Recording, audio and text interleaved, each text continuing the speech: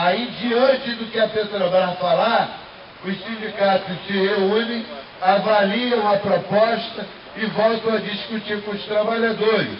Se nós vamos fazer greve para atingir os nossos objetivos, ou se nós vamos parar a negociação e tá bom do jeito que está. Então é esse o cenário que a gente tem.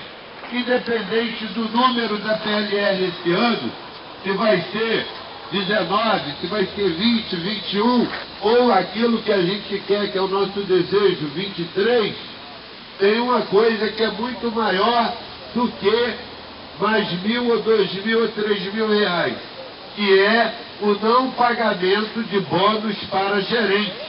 Se a Petrobras quiser, ela melhora a remuneração dos seus gerentes, mas ela não pode tirar o dinheiro da PLR e tratar de forma desigual aqueles que são iguais. Somos todos trabalhadores, ok? Então o cenário que a gente tem, dia 12, reunião do Conselho, tá?